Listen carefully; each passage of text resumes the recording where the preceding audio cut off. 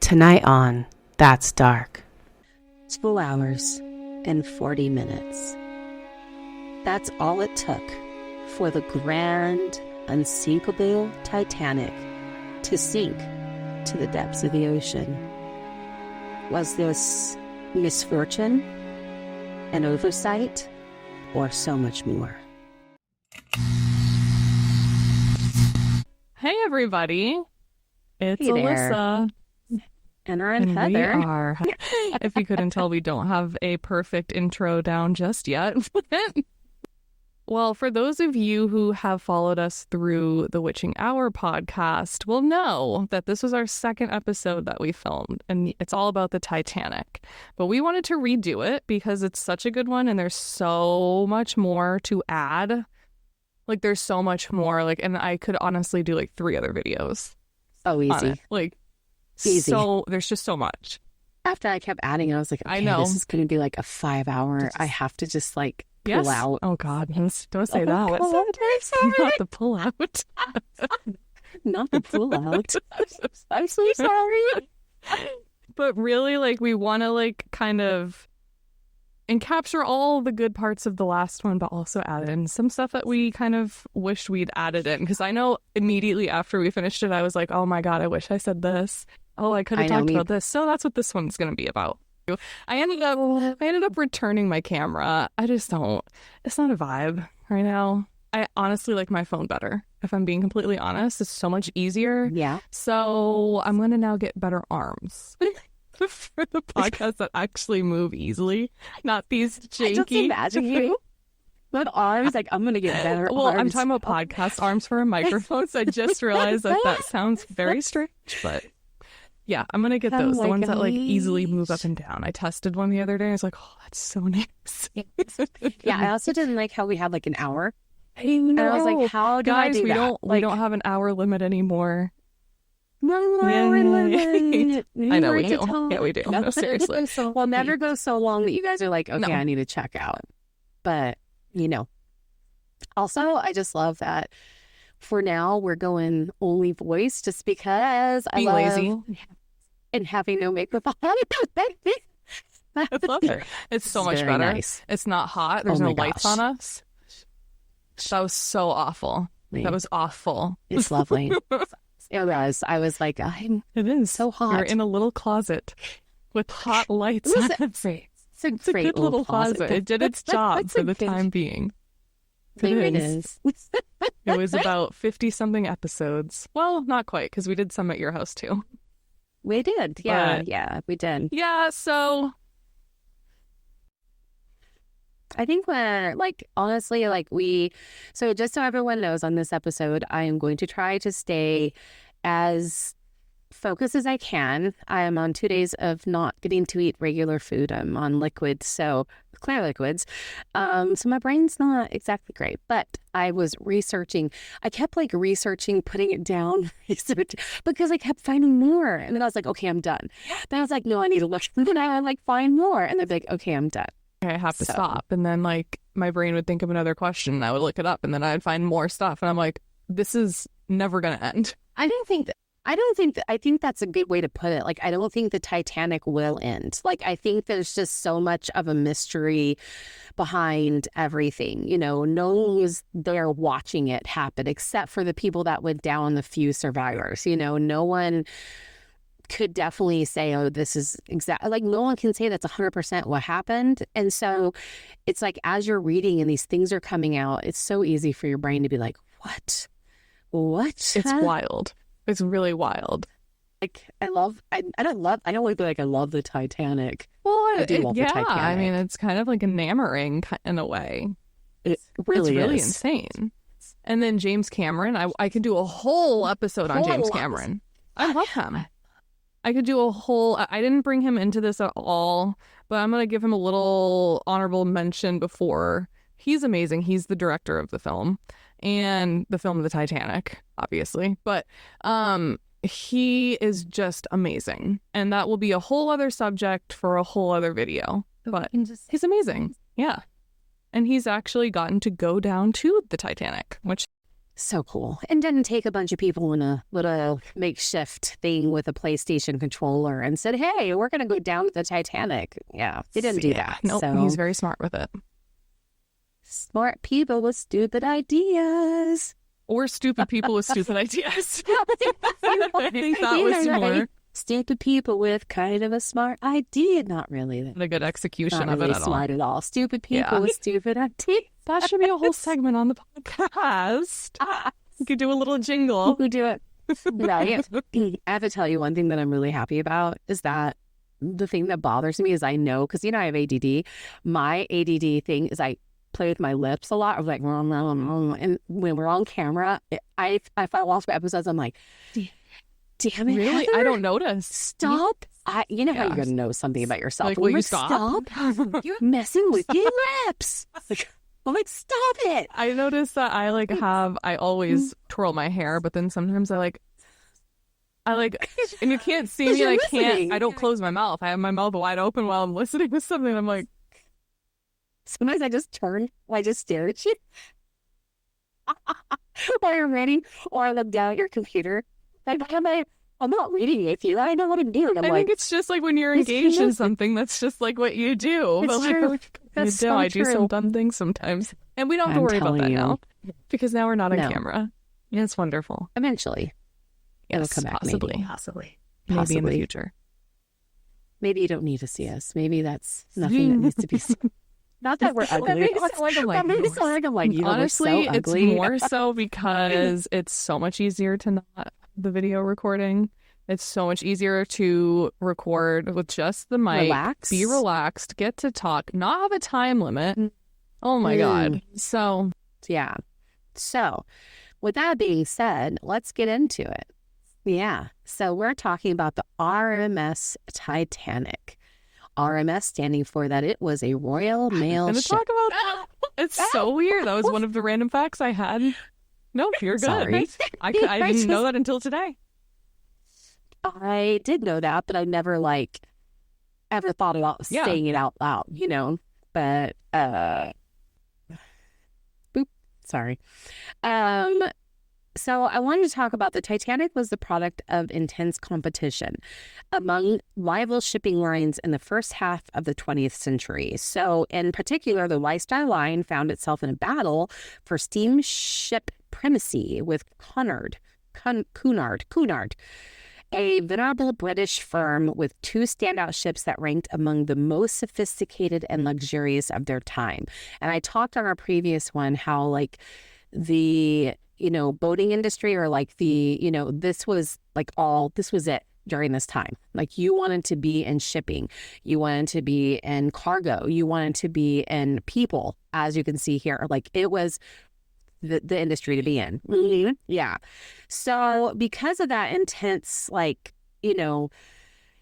was I saying? Intense competition. Sorry. Jeez.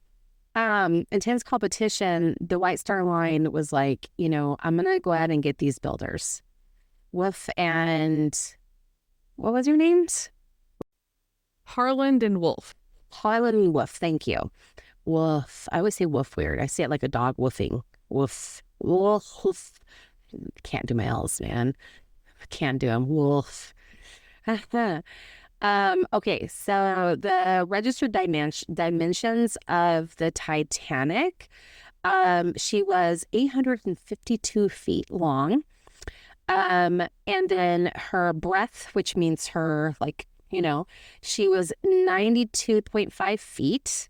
Her depth was 59.6 feet, which doesn't really sound as crazy. Number of decks, 7. She had 7 decks. She also had her gross, her tonnage, how much she was 46,329 tons.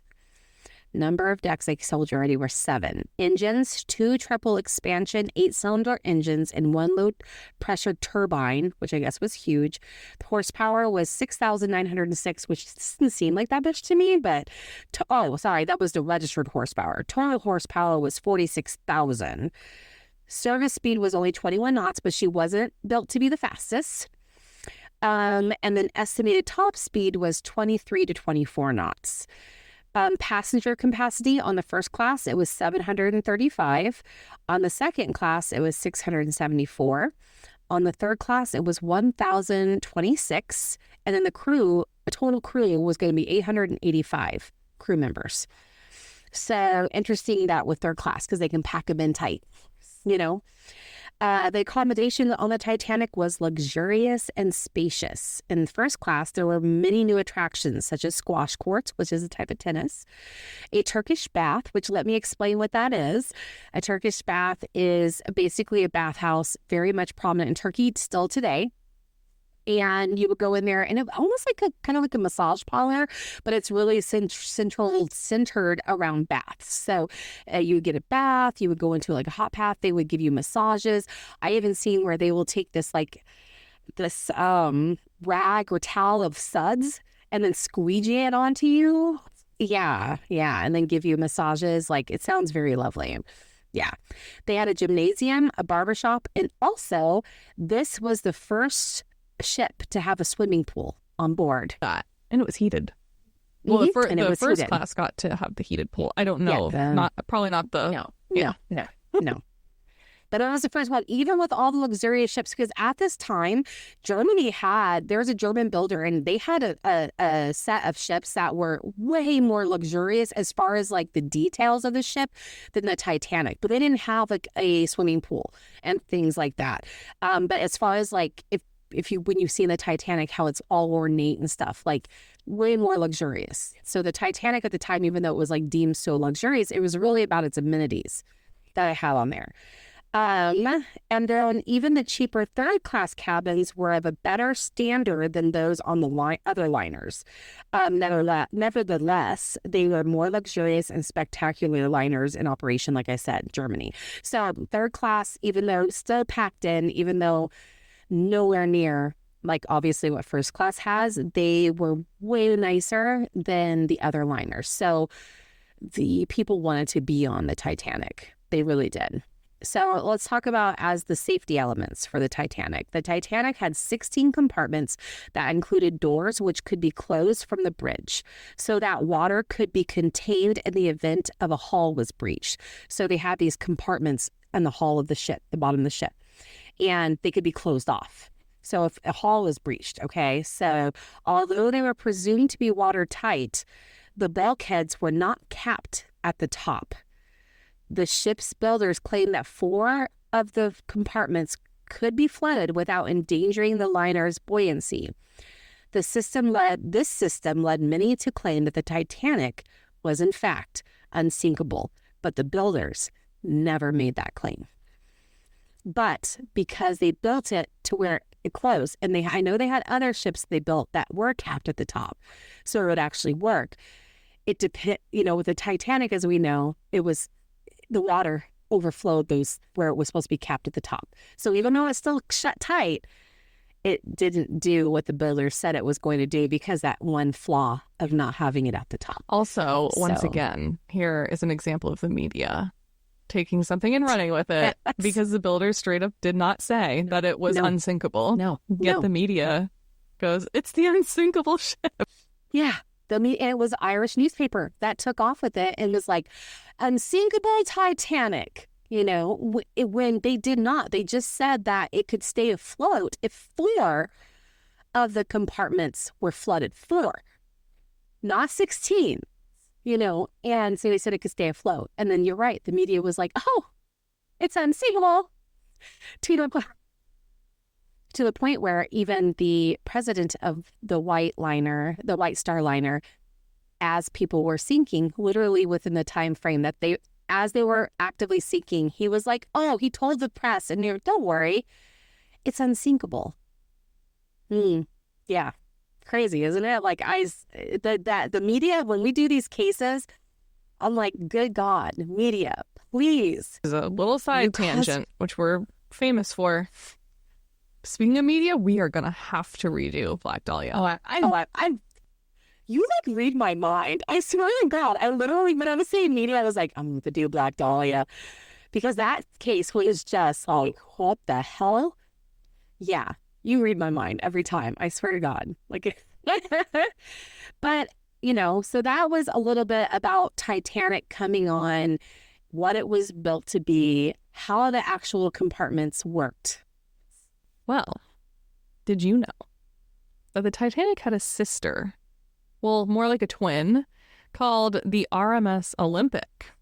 And they were identical and built side by side. The Olympic was just 3 inches shorter than the Titanic. And it's going to come into play with a little conspiracy that I have that I'll talk about later. But I just wanted to sprinkle in the little mention of the Olympic. I'll get into more detail about it and what it did. But I just wanted to sprinkle that in just to say that it did have a twin. That is interesting. I cannot wait to hear about this sister ship. That is brand new information. No, I'm just kidding. But yeah, so we all know that the Titanic sank. It's not a secret. So Titanic's departure from Southampton on April 10th was not without some oddities. So a small coal fire was discovered in one of her bunkers, an alarming but not uncommon occurrence on steamships of that day. Stokers hosed down the smoldering coal and shoveled it aside to reach the base of the blaze. After assessing the situation, Captain Smith and the chief engineering concluded that it was unlikely it could cause any damage, that it could affect the hull structures. It was like basically everything was fine. We can still go out to sea. Also, I'm not sure if you're going to talk about it because I didn't put it completely in here, but they also all had a previous mishap almost on their voyage where they almost ran into another ship. I did not. Yeah. So before it even took off completely, a ship and them almost collided. Yeah. So all these things and if them and that ship would have collided, they were close enough to shore to where everyone, interesting, a fire starts, which is common, I'm not saying anything, but then the ship almost colliding with the RMS Titanic. Almost like the universe is saying, let's not do this. Universe like, no, don't go. So it sets sail. It's going on its maiden voyage. It's going to New York. It's heading that way, And then on April 14th, after 4 days of uneventful sailing, Titanic received sporadic reports of ice from other ships, but she was sailing on calm seas under a moonless, clear night. So they didn't really think it was that much of a big deal. They're like, okay, I hear what you're saying. A lookout saw an iceberg coming out of a slight haze dead ahead, like it was coming dead ahead. Then they rang the warning bell, telephoned the bridge to get the engines, reverse the ship, was turned sharply. So they're like, hey, we gotta. So at first they didn't take any heed to the ice warnings. They were like, okay, the seas are calm, everything's fine. And then this iceberg came out of nowhere. And so they were like, oh, iceberg straight ahead. As we all know from the movie, I don't know if that's actually what he said, but they try to make a quick turn. So the problem is that so they didn't make direct impact. Titanic seemed to graze along the side of the iceberg, sprinkling ice fragments on the forward deck. So they thought, we're fine. So they didn't think they had a collision. They thought they missed that collision. The lookouts were relieved. They're like, okay, we missed it. Yeah, we scraped some ice, but we're okay. They had no idea that iceberg had a jagged underwater spur, because we all know icebergs. For some reason, they did not know icebergs that went out like that, which is interesting to me, too. We can talk about that, which slashed a 300-foot gash in the hull below the ship's waterline. By the time the captain toured the damaged area with Harlan and Wolf's Thomas Andrews, because he was on there, 5 compartments were already filling with seawater. And the bow of the doomed ship was alarmingly pitched downward, allowing seawater to pour from one bulkhead into the neighboring compartment. Andrews did a quick calculation and estimated that the Titanic might remain afloat for an hour and a half, perhaps slightly more. At that point, the captain, who had already instructed his wireless operator to call for help, which the wireless operators were awesome. I also found out that one did survive. They did, and the one did go down with the boat as they continued. So one was, I think, younger, and he got off the boat. I think I don't have all, but my mind, maybe the other one sent him. And so he did survive, but one continued to send SOS as the boat was going down. Who ordered the lifeboats to be loaded. Fun fact, as we all know, there is not enough lifeboats. So, and then they said women and children would be loaded first, starting with first class. And again, half the lifeboats, because I don't know why. I like when you think about it, because it wasn't actually presumed to be unsinkable. I don't know why they didn't want it to look unseemly. They didn't want it to look bad, may have a nice aesthetic. And so they had, it had less of a chance of sinking in my brain. So that was really faulty. Extremely. Yeah. Not only that, Yeah. but they didn't load the lifeboats up with the full capacity that they could. They did not. No. Exceeding Anders' prediction, Titanic stubbornly stayed afloat for close to almost 3 hours. 2 hours and 40 minutes. Those hours witnessed acts of craven cowardice and extraordinary bravery, which absolutely. Titanic, nearly perpendicular with many of her lights still aglow, finally dove beneath the ocean surface at about 2:20 a.m. on April 15th, 1912. Throughout the morning, Cunard's Carpathia, after receiving Titanic's distress call at midnight and steaming at full speed while dodging ice flows all night, rounded up all the lifeboats, and they contained only 706 survivors, and most of who died, I think almost all of third class did not make it. And so, was I?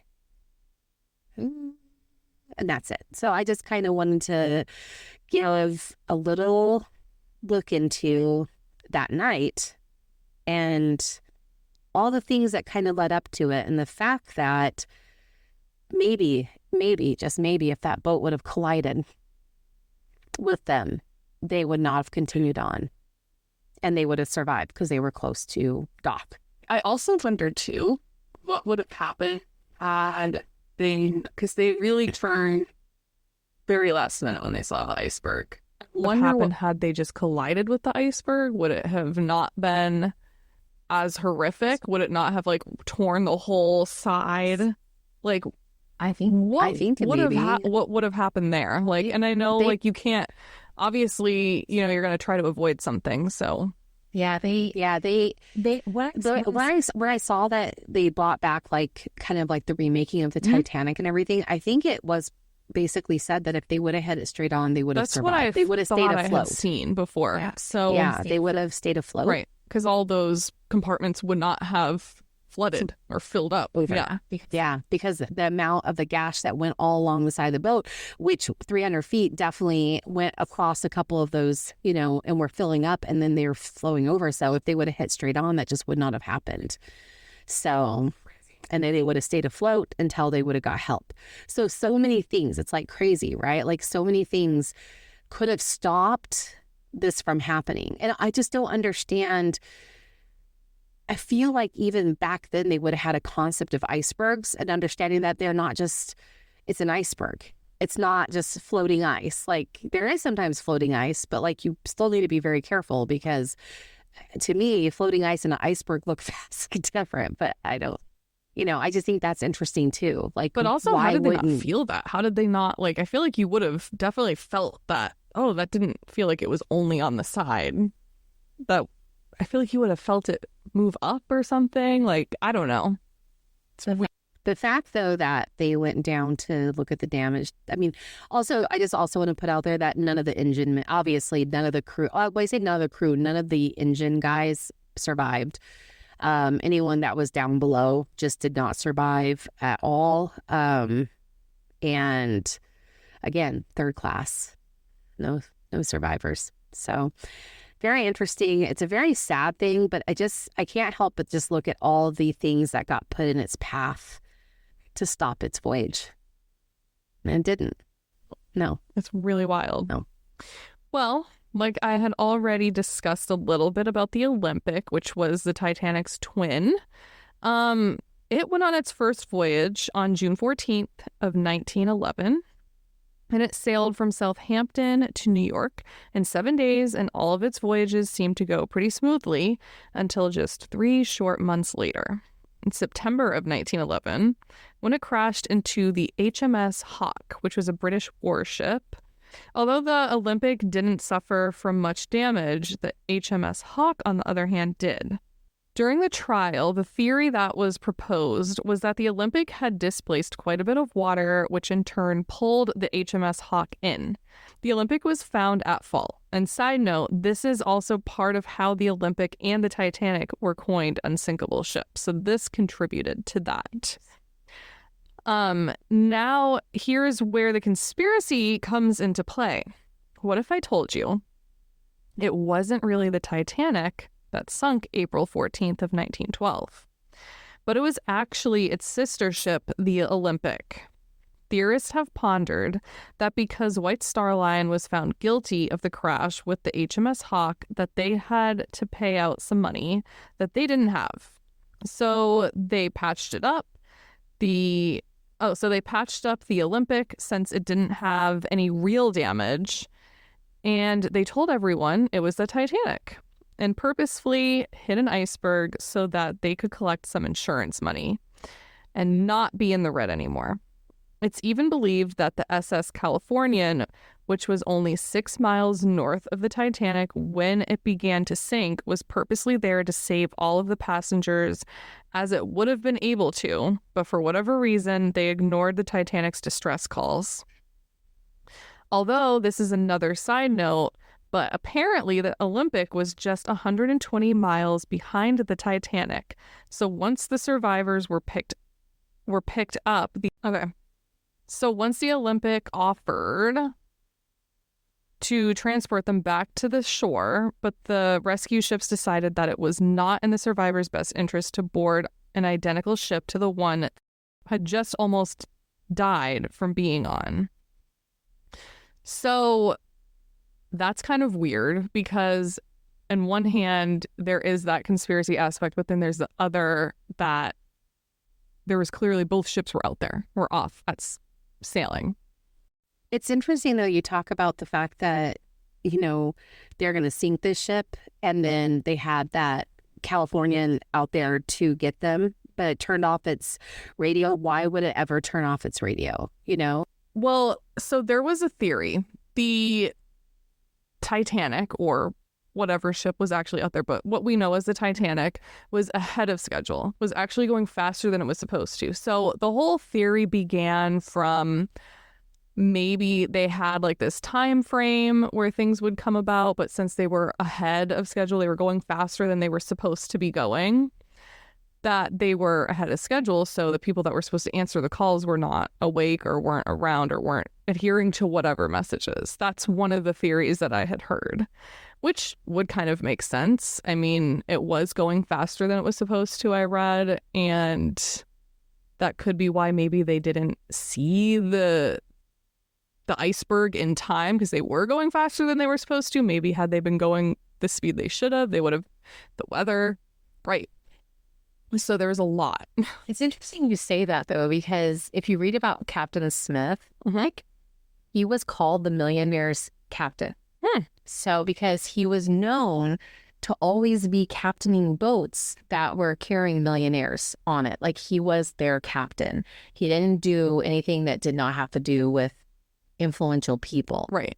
So I would, not to mar a name or anything like that, but I do find it interesting because what if, let's just go ahead and go down this conspiracy. Yes.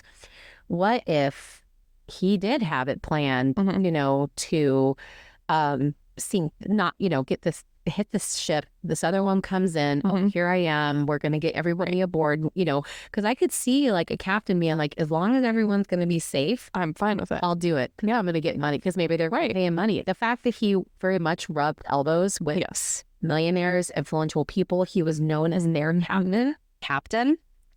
I can kind of see how you could get in, like, just completely, enthralled into all that. So I do find that really, like, makes my brain scratch because, like, itch or whatever makes, like, I'm like, ooh, because it is really interesting. Just because the Olympic, or whichever, vice versa, the Titanic, whatever. As we know it, the Titanic was 120 miles ahead of the Olympic. So both ships were out there. That's like fact. So I don't really believe that they swapped them. It's a really big, I feel like if they wanted to do something like that, they would have collided with that other ship that they couldn't at the beginning. Like, there's so many, like, you can't pinpoint out a specific iceberg. Oh, but you know what I mean? but the Titanic wasn't the one who got out of the way, by the way. It was the other ship. Oh, yes, it was. Well, then that makes it a little more interesting. Yeah. I love conspiracies, so I'm always going to entertain any conspiracy ever. But I don't put anything by influential rich people. Never. Especially with what I have, some other things that I have to talk about here. Very interesting stuff. But I don't know if I believe that, because especially how they're saying that they specifically pinpointed out a iceberg. Like, you don't know where this exact iceberg is going to be. Like, I don't believe that. But I do believe that they could have maybe swapped them and purposely tried to hit something in order to collect some insurance, possibly. But wait. An iceberg could be mapped out. Could it? Absolutely. You're right, because they were sending... An iceberg can absolutely be mapped out if a ship is going through that. If this is a normal route for them, and there's an iceberg, because an iceberg is massive. It's not going anywhere unless it breaks off. It absolutely could be mapped out. Well, then that changes things. Yeah. You think about it, like, it can. It's an iceberg just to go float in that. Yes, it can float in that area. You know what I'm saying? But typically an iceberg can just be stationary as well. So there is that devil's advocate coming into play. Like, it could be mapped out. Otherwise our ships would be out there running into icebergs all day, every day. Having issues all over the place, So I do think they can be mapped out. But I think it's a very interesting conspiracy. I really do. Like, I think there's something to be said though about the switching of boats. Like, I feel like that, like, why have them both out there, kind of thing. I mean, the only thing I could say for that, just to play into it again, is they had a damaged boat. They have a brand new boat. They're going to sink that damaged boat, called the Titanic, so it doesn't look suspicious, right? Because now they don't have to worry about a damaged boat. Exactly. And be able to collect insurance money, but not have to do a quick fix on the damage, and then take it to the sea, sink it. You pull the captain in. This is all my brain going down a conspiracy theory. It is all alleged. Have the captain in on it, thinking that everyone was going to be saved. That didn't happen. I just think there's some pieces out there that's really interesting, like that boat being out there with nobody on it, with plenty of room for everybody, with blankets, right? So, I don't know. It's just interesting. Oh my God, what was I going to say? Bear's howl just completely lost. I don't remember. Whatever. I don't know. I just find that kind of stuff very interesting, and I wouldn't put it past any wealthy businessman, personally. Speaking of wealthy, I kind of want to talk about a few of the influential families that were on there, because I think that's, unfortunately, there's not a whole ton about the third class. There's lists of names and you can find information, but stories, there just isn't a lot. So the Titanic created quite a stir when it departed for its maiden voyage from Southampton, England on April 10th. And basically it had some very high-ranking officials, wealthy industrialists, dignitaries, and celebrities on board. And then first and foremost was the White Star Line managing director, J. Bruce Ismay. He was on board, accompanied by Thomas Andrews, the ship's builder from Harland and Wolff. So they were on board, which wasn't unusual. That was very typical for a maiden voyage, for those two positions to be on board for that maiden voyage. So that's not weird. No, not at all. we all know that the largest passengers were the crew and then the third class. That was the largest amount of people on there, because the top part was very spacious and wonderful. And, they did have rooms where they would have their sleeping rooms and then a meeting room and then, just kind of like a home off of home. So it was very, nice. Very nice. But with those influential people, there's just a couple that I was going to talk about today. And quite honestly, I could go on and on with these people's lives. As I'm going through, I'm like, holy crap. Like, what? Like, it's insane to me. So the first I want to talk about, just because I thought he was interesting, and this will be just a little small thing about him. John Jacob Astor the fourth, I think it's fifth. Yeah, sorry. I had to count the points. He is a financier, a soldier, and inventor. He built the Astoria section of Waldorf Astoria Hotel in 1897. So super big in New York. He built several other notable New York City hotels, including St. Regis, which have said was some of his greatest achievements. So he was a builder. He was into land. He was into all of that. And he was old money, if you want to call it that. Sorry, my lip is itchy. So he was married twice. He was married the first time, had his wife, married to his wife, had some children, got divorced. Then he got married again to his 18-year-old wife, and he was 29 years her senior. So, yeah. And she was pregnant. And they boarded the Titanic because he was coming back home. So they were visiting in England and they're going to come back home. So they boarded the Titanic to do so because of, from what I understand, is because of its notoriety, how fancy it was supposed to be, and all this. You were somebody if you're going to be on this boat. Also, I wanted to point out that he was in England with the unsinkable Molly Brown. They were friends. John Astor and Molly Brown were absolutely friends.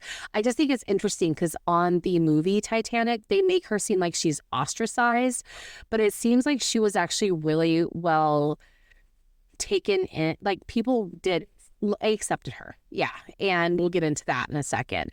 But I did want to say that his wife, who was 18, she was pregnant.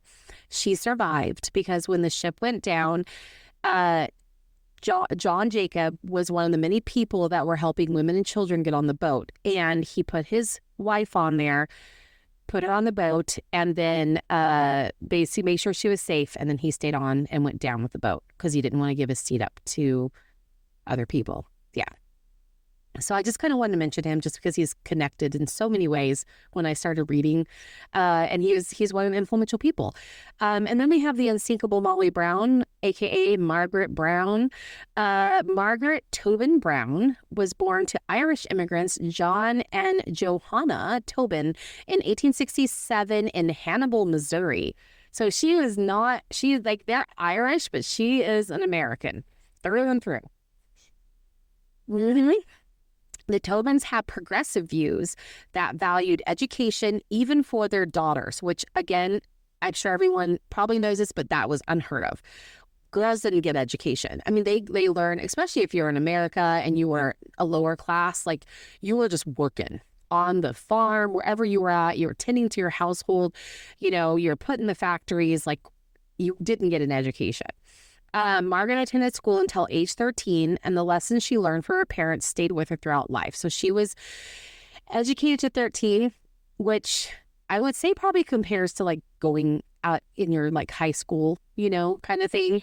Margaret also encountered the struggles of being a laboring class because she had to begin working in a factory at age 13. So long days, low wages, instability characterized the lives of many in her community, including her own father. So Molly Brown was like, I don't want this life anymore. She heard about that big gold boom out in Colorado. So she's like, I want to go west. So her and her brother did end up going west, and they landed in Leadville, Colorado. So here, after she arrived, she just seems to be kind of like a force So she gets herself just involved in everything in the community. It's a mining town, just really involved in her life there. Like she gets to know everybody. And it seems to be kind of like that's how she was throughout her whole life. So a short time after arrival, she meets J.J. Brown, a mining engineer with respectable prospects, but no fortune. He's a miner. A mining engineer is a miner. That's what he does. But after a summer of courtship, Margaret and JJ were married, and on September 1st, 1886, the newlyweds moved further up to Stumptown, closer to where JJ was working. So typically when a miner had their job was going to be in the mountains, obviously. So the family would typically move closer to them because in the winters, the miner could not get back and forth to whatever town they were living in. So there was no way for them to, be able to see each other or, take care of them. So they would move closer to them during the cold and treacherous months. Despite hard working conditions and the rarity of success stories, that had a sense that a regular working man could become rich dominated Leadville until 1893. Again, this is that gold boom that was going on when everything came tumbling down in the silver crash. So silver was super sought after, but then all of a sudden the value of silver plummeted. And then a lot of these mining towns, I know because I lived in Colorado, where they were abandoned. They didn't, they just didn't have the money to keep it going. So Leadville already had its share of instability. The crash created insane poverty and a lot of anxiety. It was in this environment that JJ made a fortuitous, although well-researched, so I feel like Molly might have been behind this, discovery of gold and the Little Johnny mine. As a primary shareholder in the Ibex Mining Company, which owned the Little Johnny mine, JJ and Margaret became millionaires. Right then and there. Found gold, shares. He put his shares, he was obviously doing correct as far as how he was dealing his business, and they became millionaires. Could you imagine that? Just like overnight. Here you are struggling. You're a miner. You're working so hard. Crazy. The silver crash happened, your poverty everywhere, and then they find gold. Quite literally. And yeah, quite literally. And the stocks and the shares go up. And then you cash out, and then boom, you're a millionaire. Amazing. From nothing to a millionaire. The Browns did a lot of charity with their money, not forgetting where they came from. But one thing that I loved about them that they did for themselves is travel. And I love that. I love that because I love that they gave back to their environment, like, where they came from. But it kind of just shows that, like, I would travel, like I would do that too. It just shows that human side of them where it's not just like, or like so benevolent that they just gave and gave and gave and gave. Yeah. This is like, they traveled. So in 1902, Margaret and JJ embarked on a world tour that took them through Ireland, France, Russia, India, Japan, among other places. Both Browns enjoyed the trip immensely, with Margaret writing travel articles detailing her observations of India's caste system for the Denver papers. So after 23 years of marriage, though, for some reason, I could not find out why, they separated.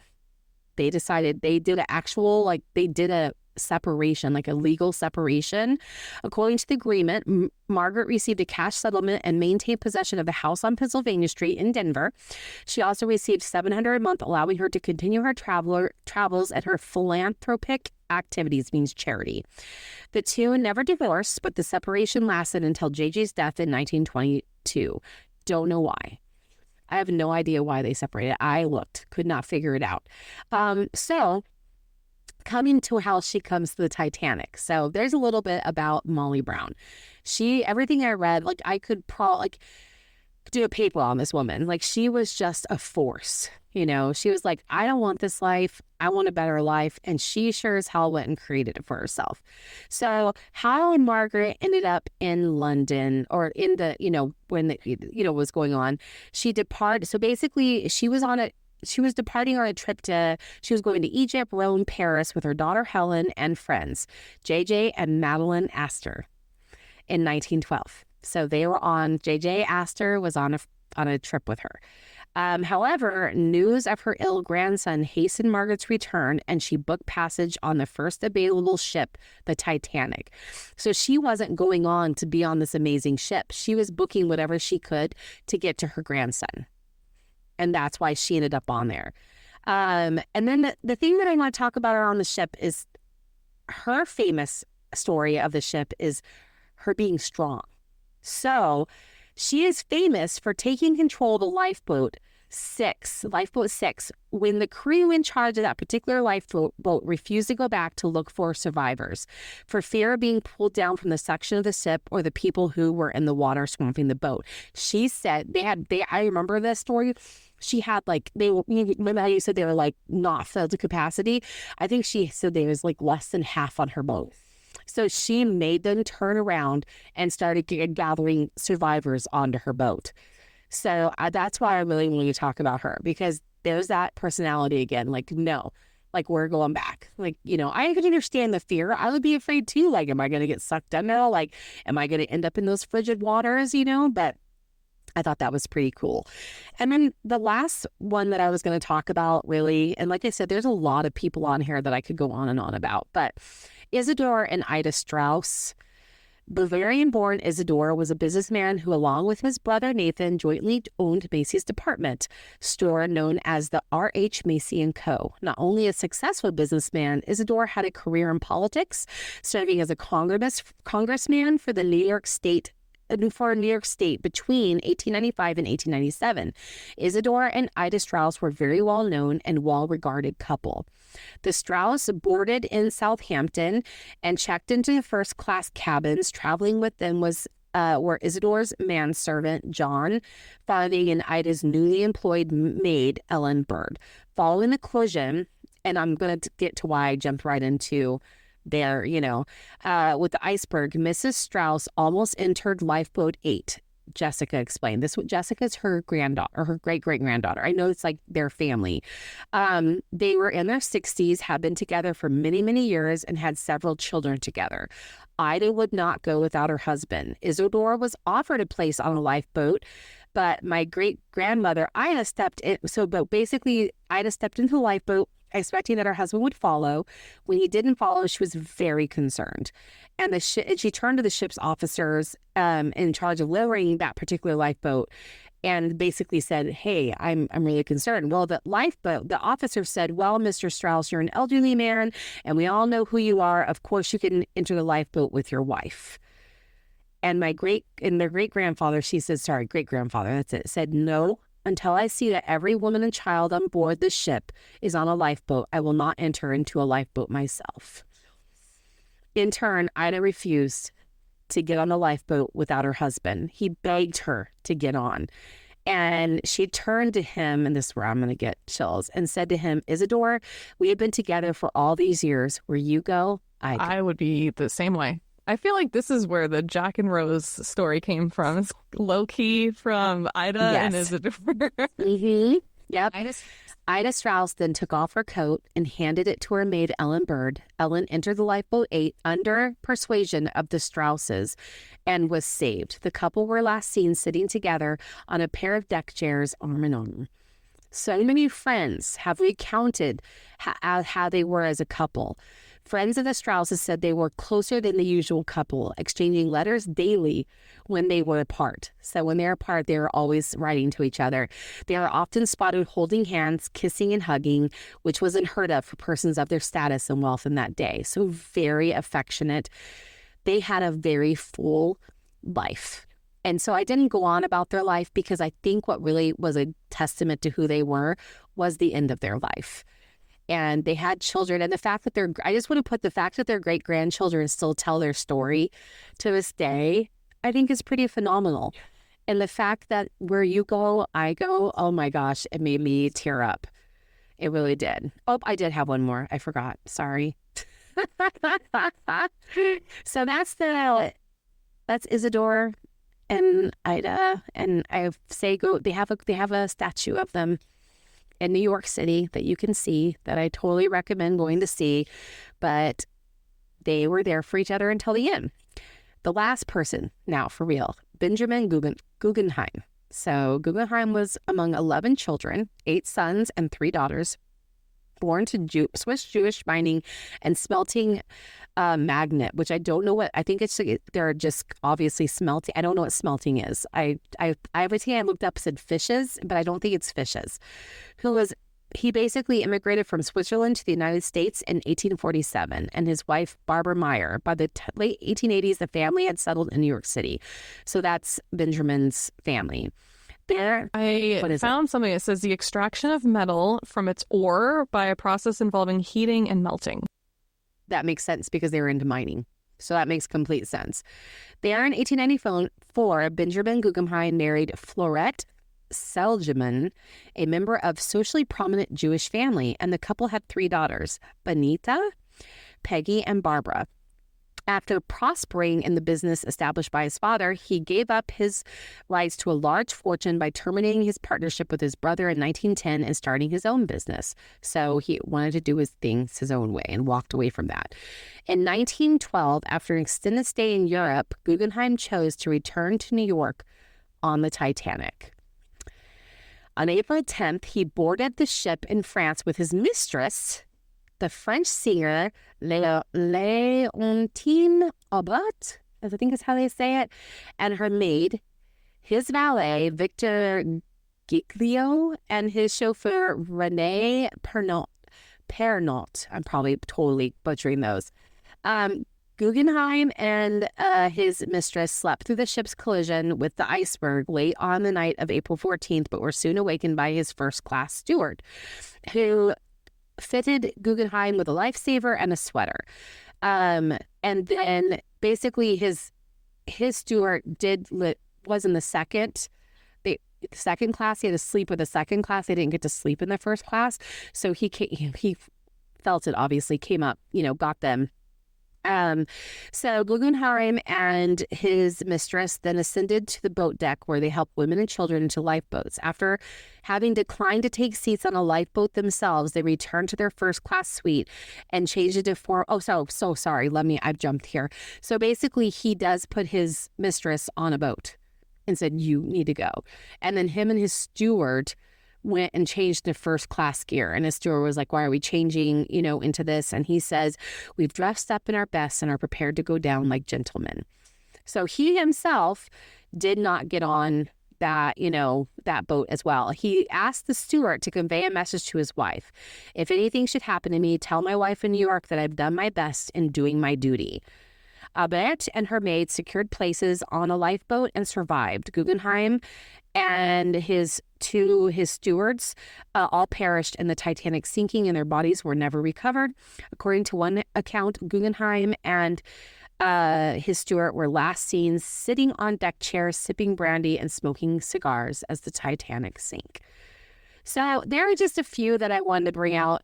I also wanted to talk about Guggenheim because there's so much about mistresses and stuff, and you hear about these guys' lives and you're like, oh, but at the same time, humanity won in the end, and they didn't try to sneak in and they're offered, and they refused to let women and children go. I was going to say, first. it's really nice to hear these stories because you so often hear of how it would be the opposite. Imagine the billionaires we have these days. I'm sorry, I don't see Mark Zuckerberg. I don't see him giving up his seat. I just don't see it. Jeff Bezos. Couldn't see it. No way. Jeff Bezos. He's getting all. He's gonna be like, no, he's like, I have a built. I have a boat that I built secretly in this compartment that I'm going to pull out, and it's going to take me away. It's just kind of nice to see that there are some people, or were some people, and it's unfortunate that they're the ones that are not with us anymore. But I want to bring in some, because you just spoke of some of the influential people, and I have some theories, some conspiracy theories. Ooh, conspiracy on the people. Oh yeah. Fun. So there's a man. I don't know if you guys have ever heard of him before. A man. Yeah, a man. Oh, and his my name is J.P. Morgan. I've never heard of him, right? Couldn't be the... For those the owner of my baby. For those of you who may not know, He was an American financier and investment banker who dominated corporate finance on Wall Street throughout the Gilded Age and Progressive Era. So, you know. Ooh, the Gilded Age. So, you know, J.P. Morgan, J.P. Morgan Bank. Chase Bank. You've all heard of him. You've all heard of him. So, Let's see how the day of that. well, he actually funded the building of the Titanic. Did you like that? But he also was pro-Federal Reserve. And he was actually supposed to be on the Titanic, but ended up backing out. Really? He did. He sure did. But you know who didn't back out? Was, as you spoke of, John Astor, Isidor Straus, and Benjamin Guggenheim, who happened to all be against the Federal Reserve. Yeah.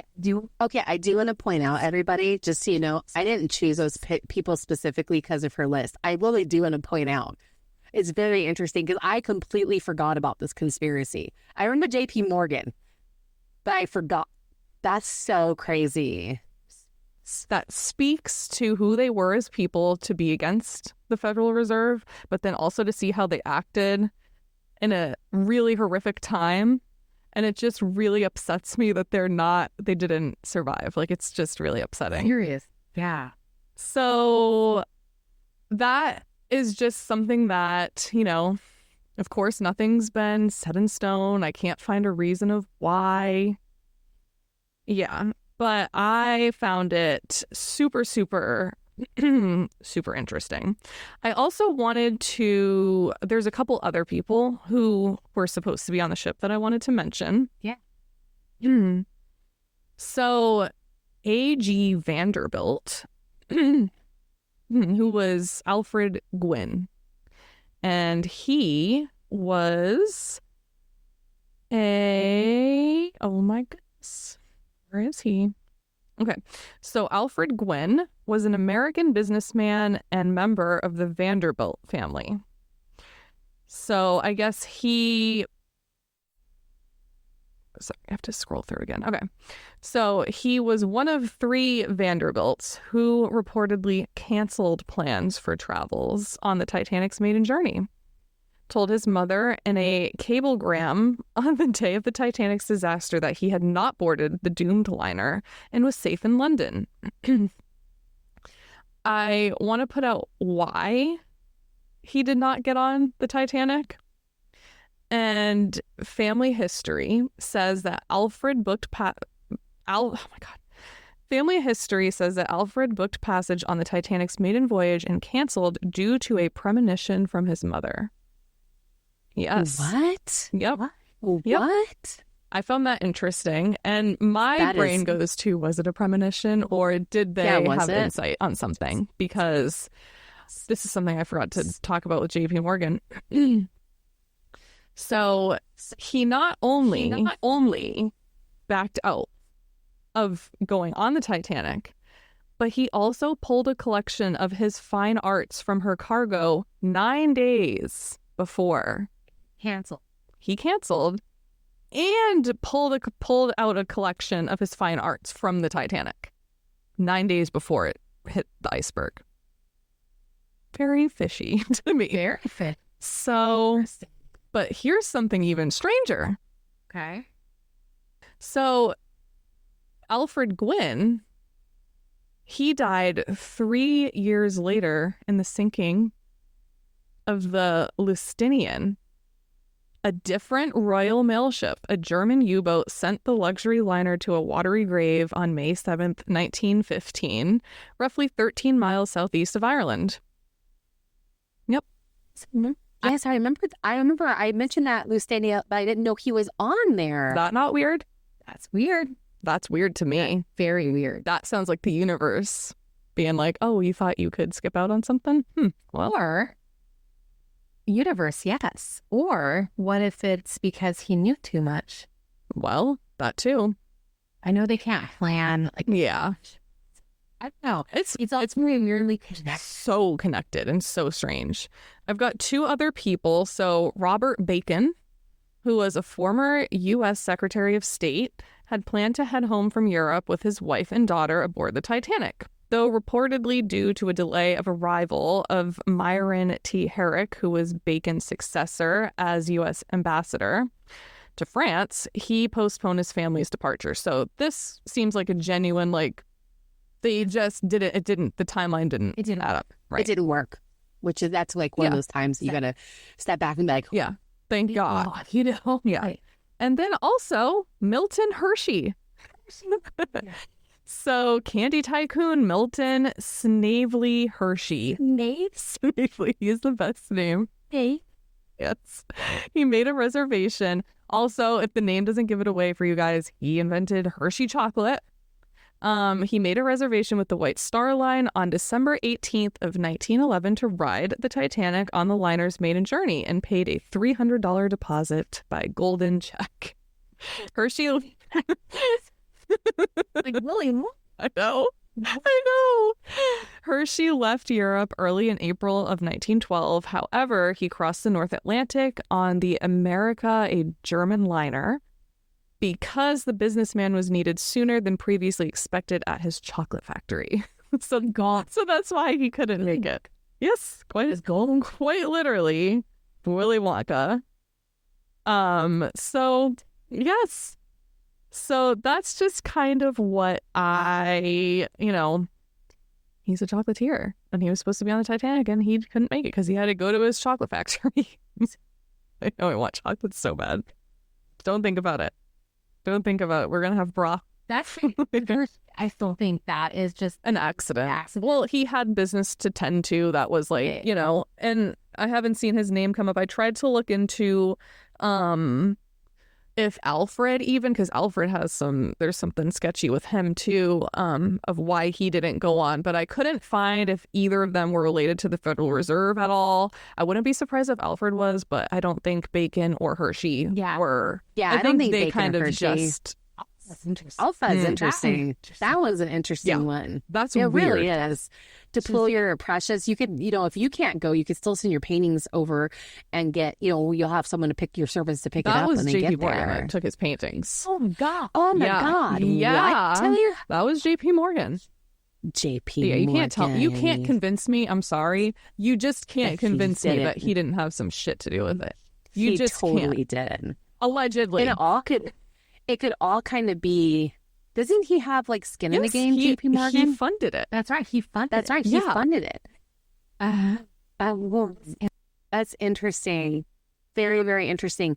What if that was another one? Like, honestly, insurance, like, there's a lot there that's a lot of working pieces that's a little bit like, or that, like you were saying, against the Federal Reserve, and how much better off. I think it's really kind of insane how, like, I can't think of the right word, but how obviously how much the Titanic itself just holds so much history. It does. Like so much history, so much influential people. And it's really crazy to think of how different things could be had some of those people survived or had, it's just really insane. It's really crazy.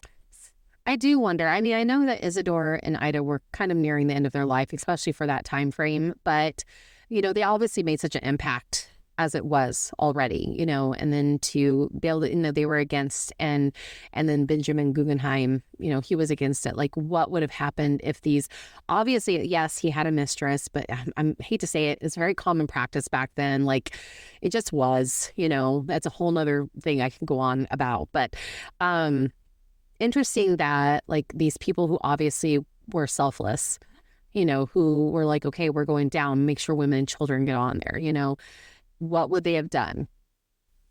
Well, we can see he clearly had some kind of insight. And look what he did. He's like, I gotta get my fine art, guys. I gotta collect my fine art, and I'm not gonna be on this shit. Interesting. Weird. Very interesting. Yeah. Like, 100%. just weird. 100%. That one is so like intriguing to me. Like, that one makes the most sense to me. Something with JP Morgan, with the being against the Federal Reserve, like there is something in that to me. That first one, and again, I'm gonna go to the fact that there is a ship out there, who they could create the ship to go down, but maybe they were supposed to come in a little later, right? Maybe they were trying to make it to where, there was only some survivors, So there's so many things that maybe they were trying to do both things. You know what I'm saying? Like catch that insurance, sink the people that they needed to get out of the way. Like there's so many interesting aspects of the Titanic. I just really can't help but wonder where we would be at in life had those really influential people who were against it been around. Probably better. Probably a better place. It's crazy. What do you think? I believe that nobody can tell what would have happened. I mean, there's a million possibilities of what could happen, with each little decision you make every day. But I just feel, at least with the knowledge that we have today, it probably would be in a better place. Just a little better. They seemed like selfless people who genuinely wanted better for the majority, where I can't say that for JP Morgan, just based off of how we are now. No. Where we are at currently. Absolutely. So, that's just my take. Yeah. I don't know. I just keep picturing a JP Morgan. Have you seen what he looks like? I gotta get my paintings. Get him off there. I can't even. A little bowler hat and a mustache is what I picture. Well, no hat, but he's just a. What? He's a painting.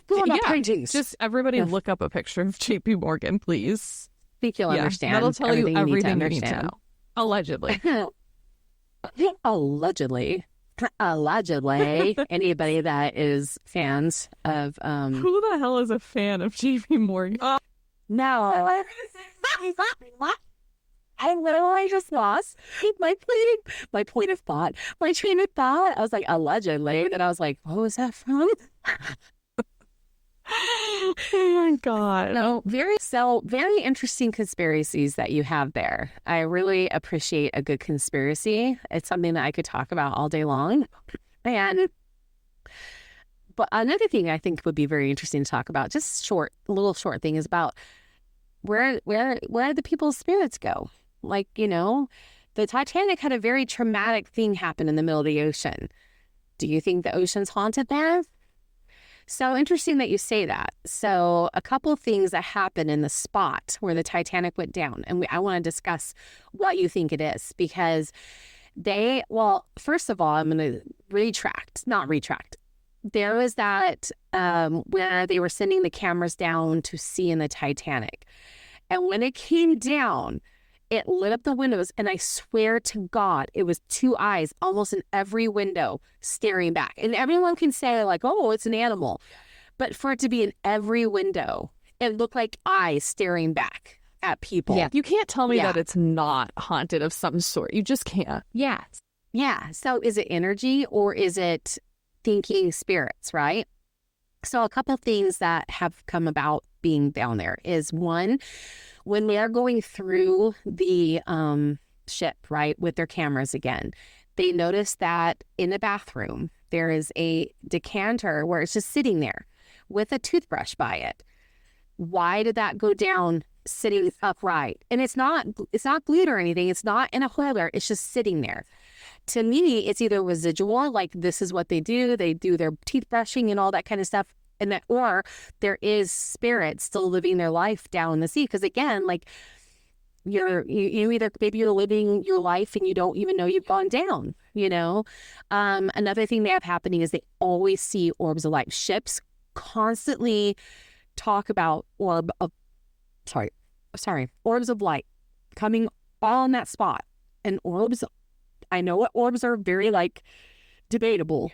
But out there in that spot in the middle of the ocean, the dark ocean, always coming up, orbs of light. The other, and this is the coolest thing, this one gives me chills. When the ships are in that area, and this has been reported many times, they will get an SOS. I've heard that come through. You can't. Yes. Yeah, I feel like, to me, I think of it as it's like residual energy, because the way I believe, especially with something so horrific as that, I do feel like sometimes when something really bad like that happens, that is what happens. We've heard a lot of stories of it's like they're reliving it over and over and over. Yeah. Like It's like a stamp and if you see something, Like if you see something hit the ground and it echoes out, it's like a stamp of what that trauma is. So it would make sense that they're just reliving their daily life, like, or reliving it as it's that whole thing. right. God, that'd be awful. Sending out the SOS. Could you imagine? And it's interesting because one of the guys did go down with the ship Right. that was doing that. Yeah. And so they're sending out that SOS. There has been numerous ships and submarines that have reported getting weird SOS right when they're in that area. That's crazy. There's that, but then there's also that theory of the timeline theory, which just mind blowing to me, where it's you're going on about like how the past, present, and future are all happening at the same time, and like, you know, you could have crossed like a different, like, it goes into like different dimensions and everything, and like maybe they're crossing paths with like the past. I don't know. I'm not explaining it correctly. Time's only made up by our brain. Yes. That's it. time is not astrologically there. Yeah. It's not a thing. Mm-hmm. It is only made up. Time only became a thing Because that's how our we brains constructed it. right. We were talking about time travel. Yeah. And they are literally saying that they do believe they're going to be able to time travel to future. God, that's crazy. Which means they're on the cusp of time traveling to the past. That is so wild. But again, because time is nothing, which just blows my mind when I think about it. It is only constructed by our brains. No, I was going to tell you this, though. How often, like, let's say you have trauma, you block out that memory. Our brain can do phenomenal things. Like our brain, I think as humans, we can only handle so much of what we are when we're, you know, because there's so many times that when we leave our earthly body, like this body, our brain expands. Like you hear people when they're having death stories and then they're like, whoa, this happened. Like this is what's going on, because I think we just confine ourselves.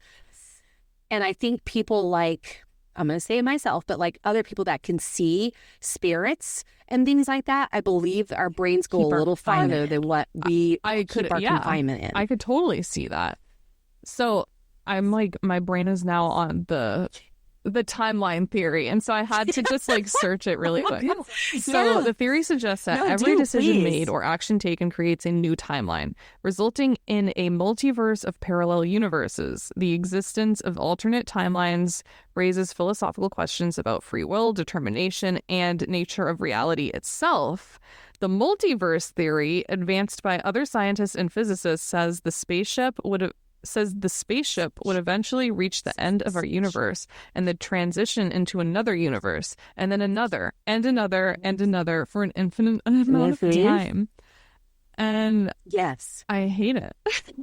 I hate that. I hate that because that just like right? It's so the fact that like how can you how can you go back? And how? Because what if there's not even going back? What if it's all now? I've heard that too. What if there's no going back? What if it's not time travel? What if it's removing barriers in our brain and it's all happening right now? Sometimes I think about that. I think about it too often. What if the spiritual world, you know, what if it's just this constant? That's okay. You know, that is what I've heard is like when you see spirits, is you literally crossing a dimension at that point of time, and you're actually seeing someone then in a different timeline as you. Yeah. What if the woman that I saw in the Victorian dress bending down, I saw her, she saw me, we crossed over in each other's thing, and she pinched me to see if I was real. I'm just saying, it's interesting, right? Like it's very interesting. I started going down that spiraling path of time when Ben, of course, asked me my son comes up, he literally is asking me about crazy things that he's so smart. And he was asking me about time travel. And he was like, but they're on the cusp of saying that they can make it to where we can travel in the future. And he goes, that means that there's possible to travel in the past. And I said, yes. And then my brain started going, but what if it's all here? What if that's possible? Because it's not about creating, like taking our molecular away. What if it's our brains? What if it's all happening right now? Oh, absolutely. Absolutely. But what if time travel is already a thing? Because if we go based off of that, it is technically like, what if we are back in time currently and the time travel already exists? It would exist, right? It does exist. It'd just be an ever evolving. Yeah. But we just, and this time, in our brain time, haven't removed that block yet. Oh God. I know. It literally, let me tell you guys, when you don't have food for a few days and you need to be able to think about other things, you go down past that you're just like, I have had so many spirals about things that I'm just like, what if when I think that I'm dealing with spirits, I'm just dealing with other people. That makes so much sense to me. It makes so much sense. I mean, spiritually, it makes sense too. But also, like, if you can just constantly relive these different timelines over and over forever. We can go into the whole about soul family if we go into that whole path. So it's like a whole thing. It's a whole thing. That's a hell. That'll be another video. Sorry, guys. Sorry, we're going. We're spiraling. You're going to spiral with us now.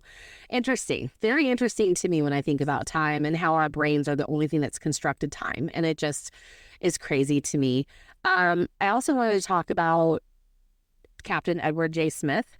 So he's been seen many, many times. Many times. Again, spirit or whatever he's doing. He has been seen many times, and he has seen at his childhood home, and has been basically he's been like always seen his naval uniform, which is interesting. Also, I wanted to talk about one specific one because I thought it was interesting. Captain Smith allegedly took a tour of a ship with the second officer Leonard Bishop of the SS Winterhaven in 1977. Bishop said the man had a British accent and that something was odd about him. And then a few years later, when he saw a photo of Captain Smith, he identified him as the man who toured his ship. So a man came on, had a British accent, wanted to tour the ship, which was interesting. And again, could there something be crossing timelines?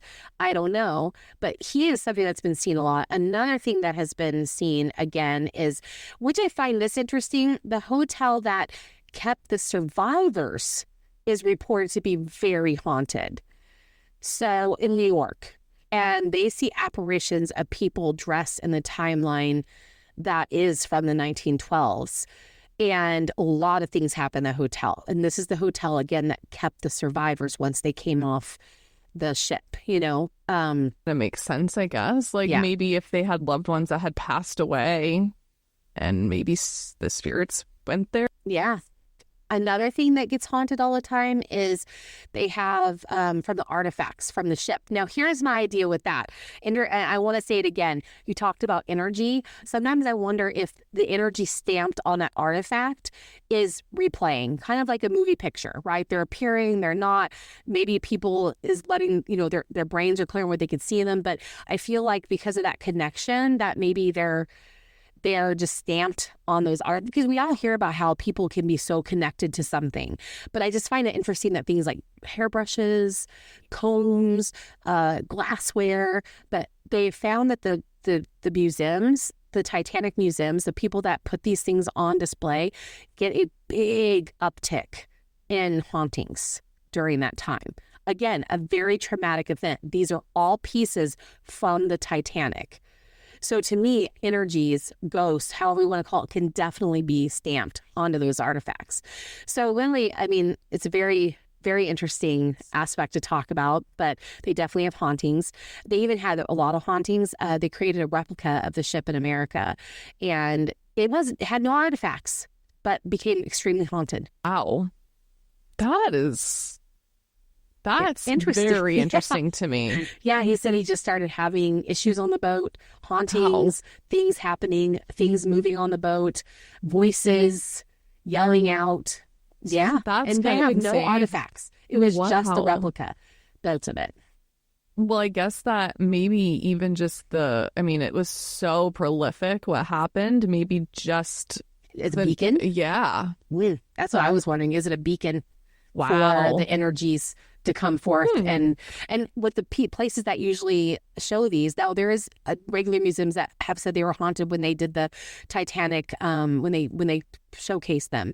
But the ones that are also replicas that have the Titanic, like the Ripley's Believe It or Not has one, and they have been noted very, very haunted as well when they're doing that. So just interesting that it's all very connected. there's not like, I don't hear anything except for the captain showing up at his childhood home. I didn't read anything about like Isidore and Ida Strauss. I have actually heard nothing about them. And I feel like they live their life out. They're, you know, whatever they're doing, but like I heard no hauntings about them. So maybe I'm wrong. Let me know if I'm wrong, but I could not read any hauntings, but it was definitely very connected to the artifacts, the boat, and then the captain himself is the ones that was very new, you know. Also, the pier that the ship came in on is now a park in New York. It's a park, and so it's known to be very haunted. But again, that's survivors. Yeah. So But interesting. it's still surrounding the whole event. yeah. Trauma. So, yeah. So much trauma. Oh my God, yeah. Yeah. So I just wanted to throw some hauntings in there. You know, we're going all over the place, guys. We're Well, I want to tie it all together with some random interesting facts. I love facts. I do too. Facts And are my friend. There are literally hundreds, and I tried to narrow it down to the most interesting. Yeah. So first one is over half the people on board could have survived if all the space available on the lifeboats was used. Yep. Wait. What? Yes. You mean even with half the boats? Yes. Oh Yep. my, they were what? Yeah. Oh my They God, dude. They could have fit. I can't remember if I have the exact number in here later, but they could have fit up to 60, and they were filling only 20 something. Wow. Were they? Yeah, that's crazy. That's crazy. I don't know why. I'm pretty sure I have it in here later. So then only 3 of the Titanic's 4 funnels worked. The robust ship's 4 funnels were partially for show. Only 3 of the funnels ejected soot. The other was merely used for ventilation purposes and added a certain majestic aesthetic to the ship. Okay. Like, okay, That's interesting. yes. Majestic aesthetic. The first lifeboat, and this is insane, the first lifeboat was released an hour after the iceberg struck. 1 hour. 1 hour. You would think you would want to get people on a lifeboat right away. Like, oh, we just hit iceberg, people. Just hit iceberg. But no, an hour.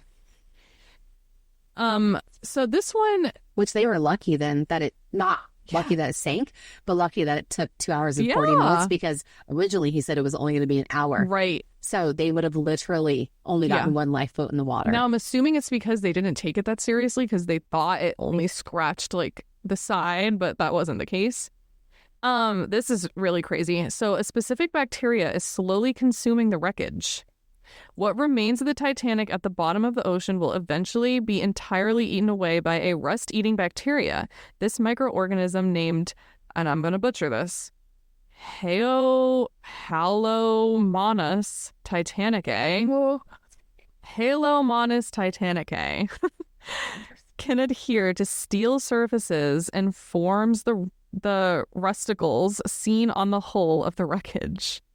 And I'm assuming they named it that because of the Titanic. Yeah. So the chief baker treated. The chief baker treaded water for 2 hours before being rescued. In that frigid water? Oh, just listen. The chief baker, Charles Jaugen, supposedly treaded water for 2 hours before he was found. He claimed the copious amounts of whiskey he had consumed before the ship sank had kept his body warm enough to sustain the sub-freezing water. I believe it. I do too. Goodness great. That's amazing. I believe it. I was going to say, was it the bread? No, but it was That is so cool.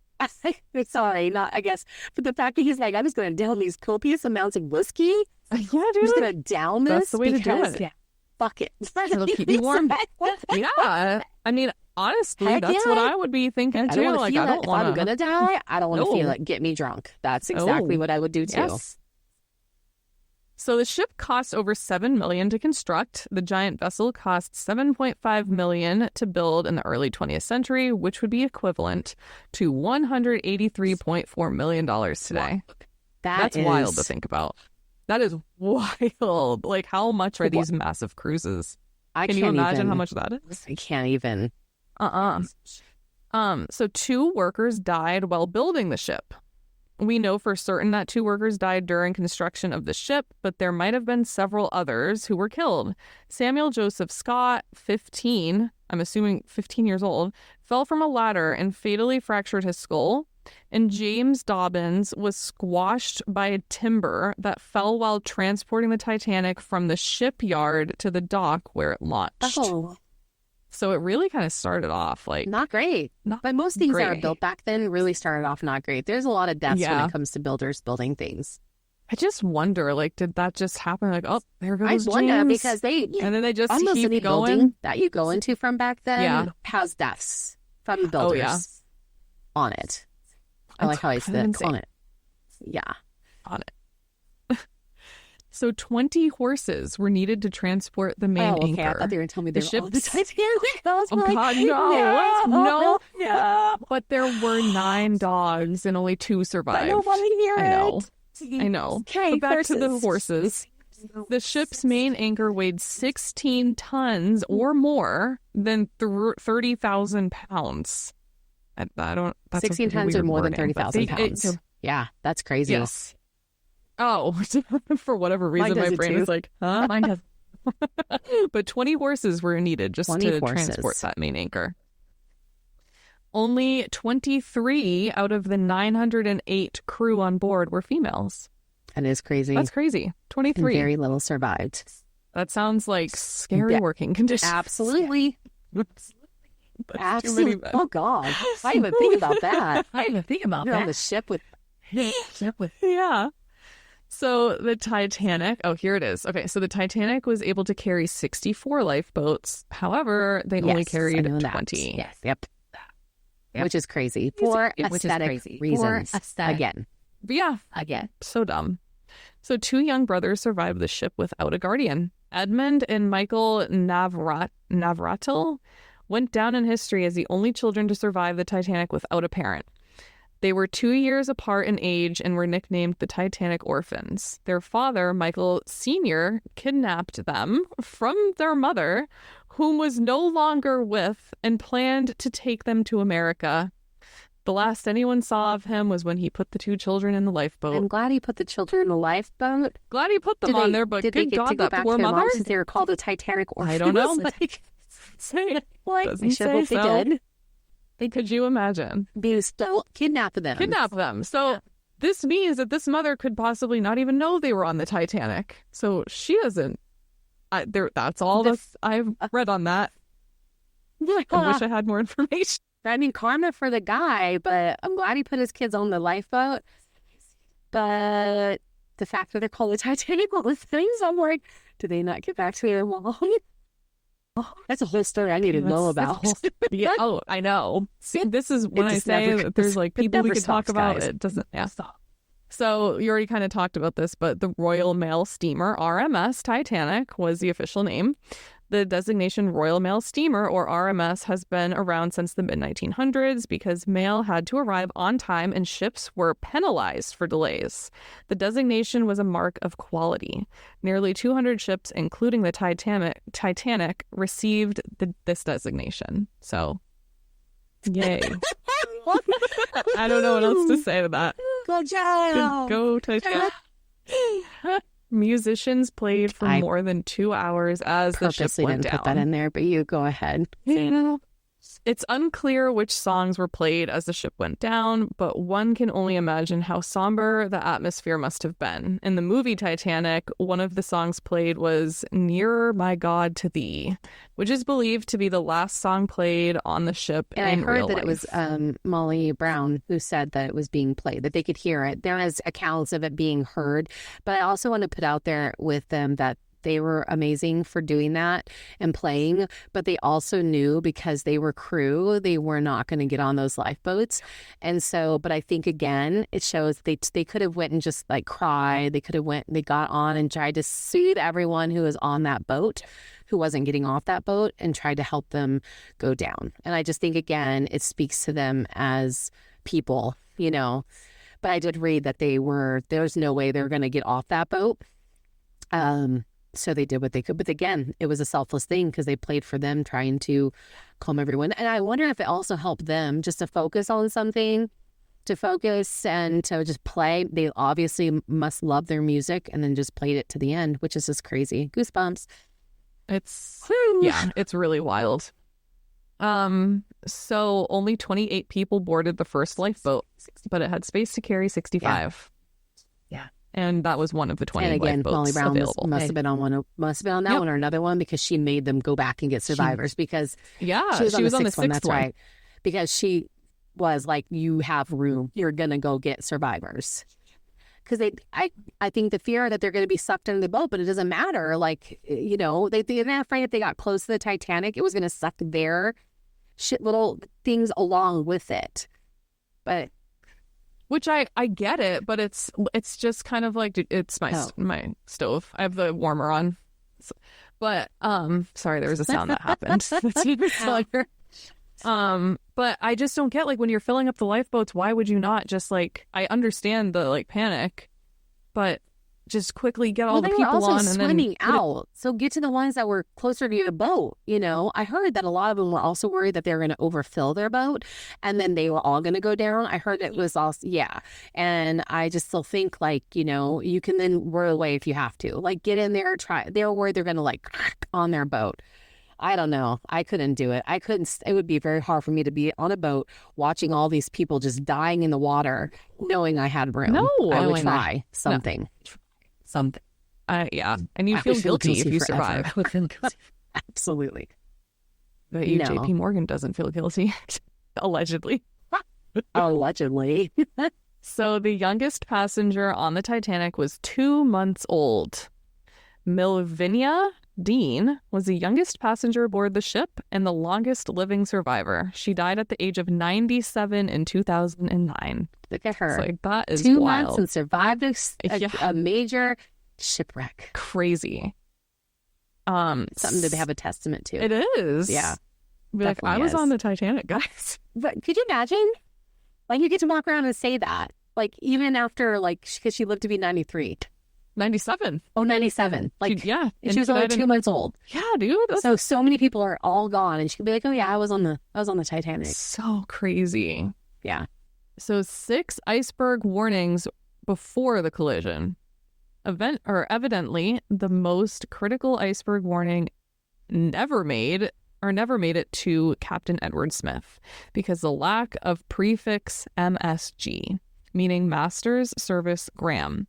This acronym would have required the captain to personally acknowledge receipt of the message. Because it did not have MSG prefix, the senior radio operator did not think the message was important. Interesting. Yep. Also, all I can think of is MSG as we know it today. It had copious amounts of MSG, which made the boat sink. Allegedly. Allegedly. And Letter Kitty. Sorry. oh, I just always say allegedly. I know, but Letter Kitty, they're like, allegedly. That's too sweet. I keep saying it that way. But I was like, I watch the show all the time. Why is it? It's because I'm You starving. remembered. Yes. So here's the last one. Okay. Not even a full minute passed between the iceberg sighting and the collision. Only 37 seconds are said to have elapsed from the time the iceberg was sighted until the Titanic collided with the iceberg. 37. Which makes me think, I don't know why I keep leaning down like, which makes me think that it was definitely, they didn't know it was there. But again, is that because, you know, they went too quickly? They're kind of off their course. The fog, like, what was it, right? This is fascinating. Titanic is fascinating to me for so many reasons. You know, it's like one of the, Oh my God. oh, My brain. what'd your brain do? What if we were just talking about time traveling? What? What if there's a timeline where JP Morgan was on the Titanic, but he time traveled and was like, I'm not doing that again. And Oh my God. yeah, my whole brain just like went, what if like, oh my God. And he's like, no, I'm removing these. Like some kind of premonition or oh my like freaking feeling. God. If anybody's going to have access to time travel, it'd be JP Morgan, I allegedly. don't want. Stay out of here. Get out of here. Nope, just kidding. That's crazy, though. That's what I'm saying. Like, you can go down this rabbit hole, and when you really start deconstructing time and everything, it will take you to a place of just like mind, like, whoa. Like, yeah, well, like literally just want to lay in your bed and be like, what is life? You know? God, that is so crazy to think about. It is crazy. It's crazy. But the Titanic just is full of many mysteries. And I also want to say that it's one of the horrific, like, what do you call that? I can't think of when things happen bad. Yeah, horrific marks in history that is most investigated.